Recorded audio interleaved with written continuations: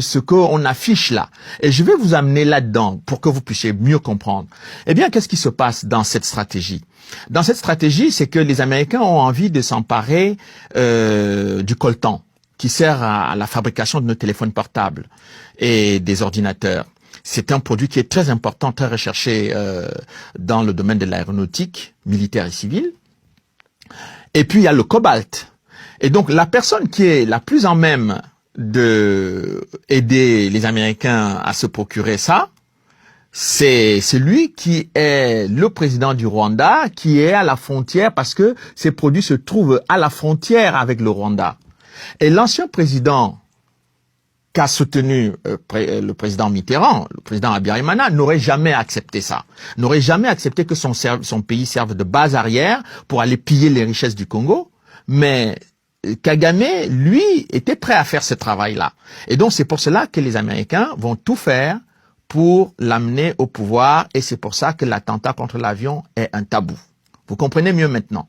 Deuxième élément, c'est que les Américains considéraient le coltan à la fin de la Seconde Guerre mondiale comme un produit stratégique de la défense nationale des États-Unis. Je répète, un produit de la sécurité des États-Unis. Donc, qui se trouve dans le sous-sol congolais. Donc, vous comprenez que quand on a déjà cette lecture des événements, on sait déjà très bien, si on met quelqu'un au pouvoir au Rwanda, on sait quel est le boulot qu'il va faire. Je vais encore plus loin que ça. La bombe qui a été utilisée à Nagasaki, Hiroshima, en 1945, contre le Japon qui a été utilisé par les Américains, l'uranium venait du Congo-Zaïre. C'est-à-dire le même endroit où se trouve aujourd'hui le coltan qui sert à la fabrication de nos portables. Donc depuis la Seconde Guerre mondiale, les Américains savent exactement ce qui se trouve dans le sous-sol du Congo et ils ont pris le temps pour pouvoir mettre quelqu'un à la tête du Rwanda qui allait en quelque sorte faire de la sous-traitance pour eux, pour ce genre de produits stratégiques.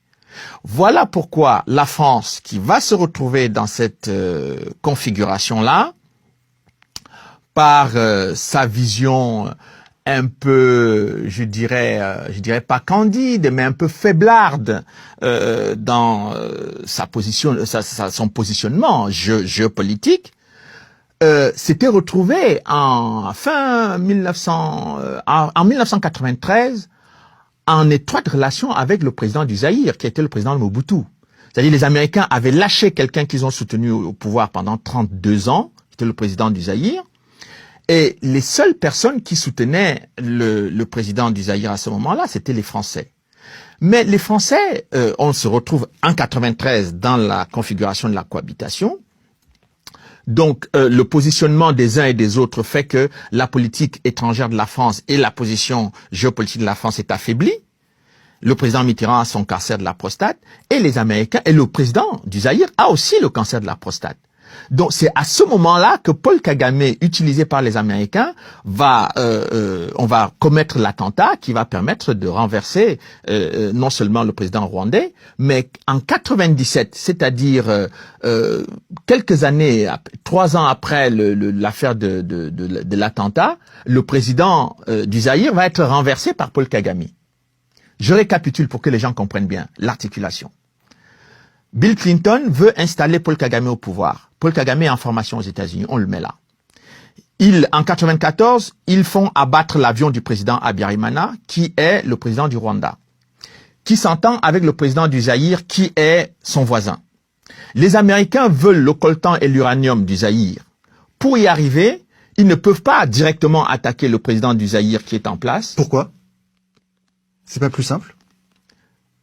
Mais c'est quelqu'un qui les connaît très bien. Ils l'ont soutenu pendant 32 ans.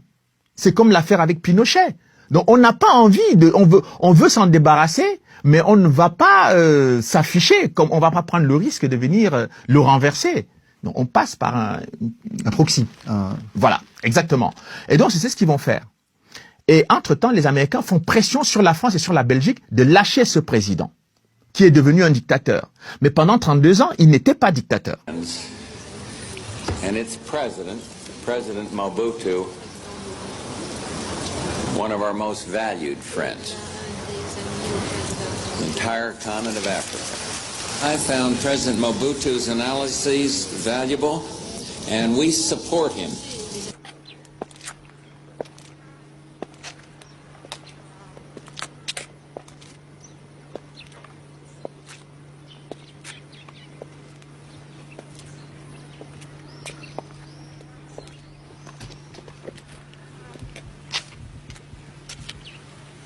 Tiens, mais je me suis senti seul là.